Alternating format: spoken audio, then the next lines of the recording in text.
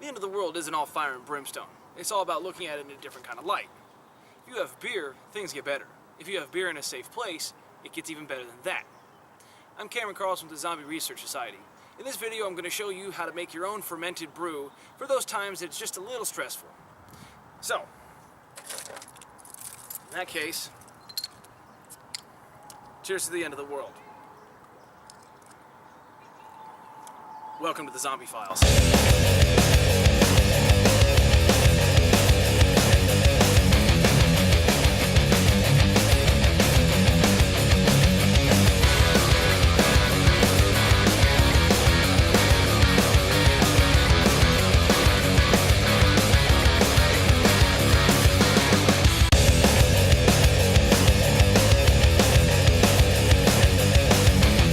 Hey guys, today I'm going to be showing you how to take the edge off the zombie apocalypse. Now before I begin, I want to make this very clear that please do not attempt to do this if you are under 21 or your state laws prohibit it.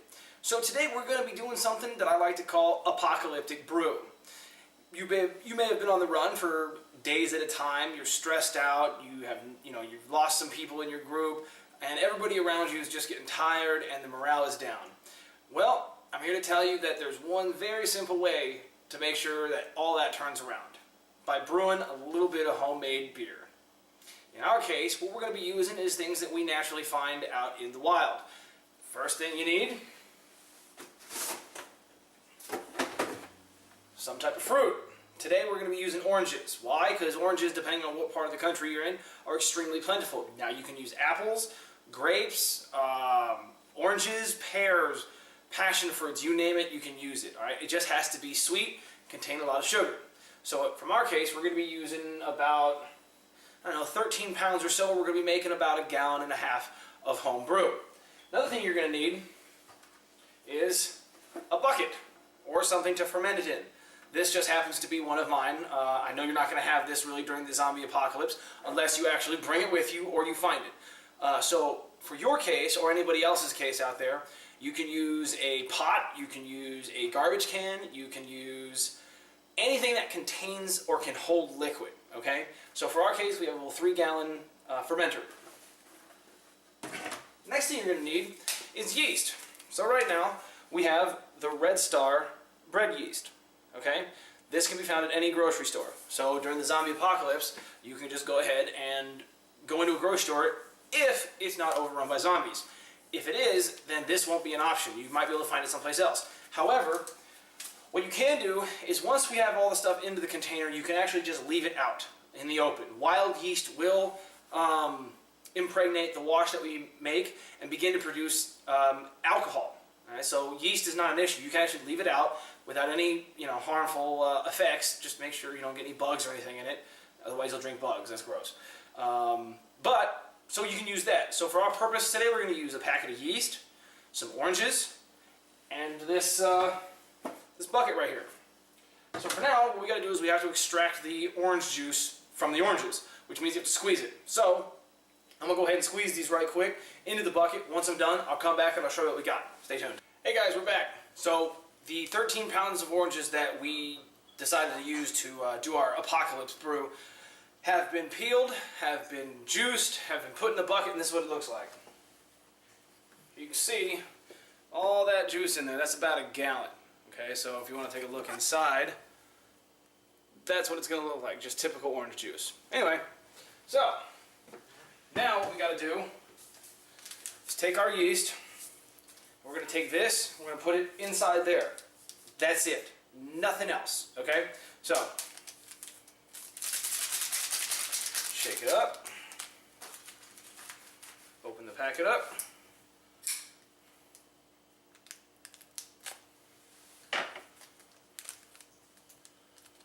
and pour the yeast inside. Just pour it on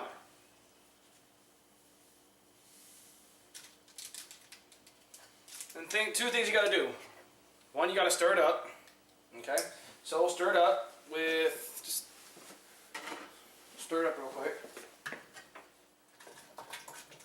Just stir it up for about a minute or so, and just get it all spread out among the wash that you just made.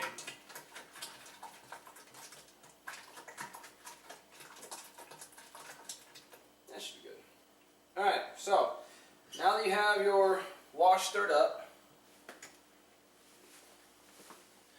what you gotta do is one of two things. One, if you have a cap for your container, whatever it may be, whether it's a cap that comes with the barrel that you're using, you can use saran wrap with a rubber band around this lid right here.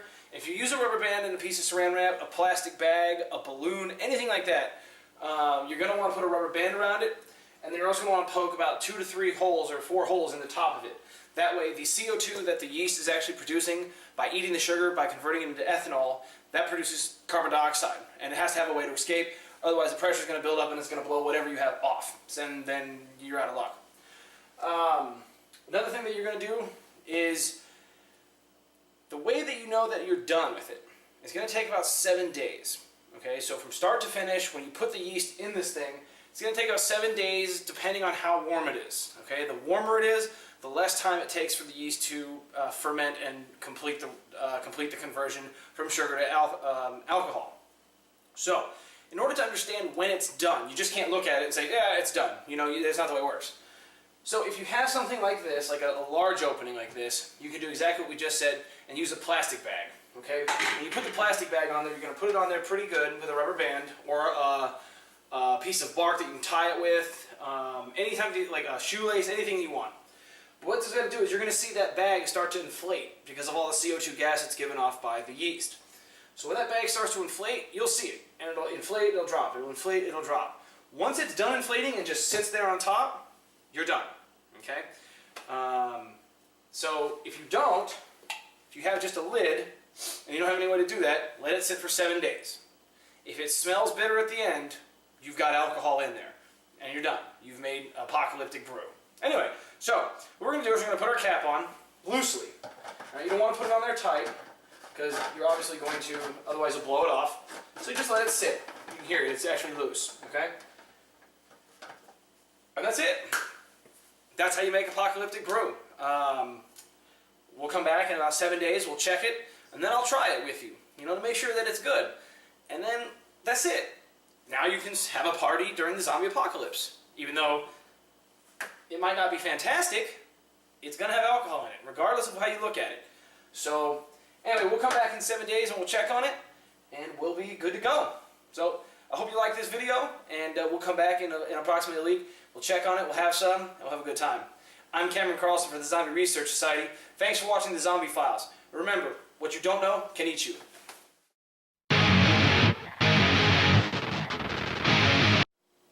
Hey guys, Cameron Carlson with the Zombie Research Society. It's been about 7 days since our last video where we actually made our Brewpocalypse. So, what I want to do is, here it is. It's been about 7 days, like I said, and it's ready to go. The reason you can tell it's ready is because if you open the top of it, you're not going to hear any bubbling. The yeast have quit working, and now it's time to actually strain it and drink it. The reason I say strain it is because if you look, you see all that dark matter in there. Move it up close. All that's basically the pulp. So we want to strain that off. It's not going to hurt you if you drink it, but we want to strain it off anyway. So what we need is a strainer, or in case you're outdoors and you happen to be doing this outside, you can use a t-shirt, a white cotton t-shirt, or a cotton t-shirt that's porous. You can use a piece of a tent. You can use jeans, anything that's just going to filter out the solids. For our purposes, we have a strainer here. Also, you need a container to catch it in. In our case, we're going to just use a mason jar. You can use, like I said, you can use anything. You can use a boot if you want. You can use a hat. You can use a rock with a hole in it, a leaf. You name it, you can use it. So, what we're going to do is we're going to take this and turn this backwards like this so you don't spill it. I'm going to open it up. Put the strainer here.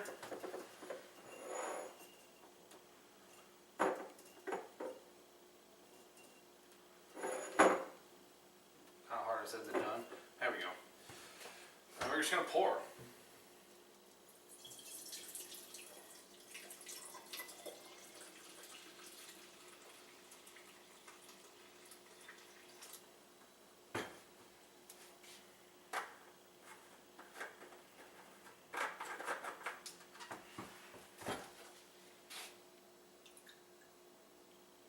just gonna let it do its thing, get all the juice out of it. There's a lot of pulp in there right now. Like I said, you can drink the pulp, it's not gonna hurt you.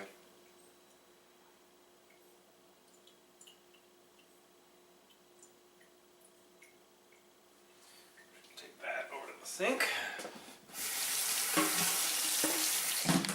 Clean up a little bit.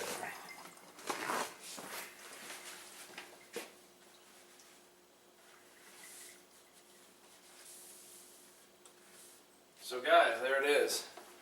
There is one jar full of Apoco-Brew. You can see we have a lot left though. I mean, we made a good amount. We still have a good bit in there. So, let's go ahead and give this a try. Smells good.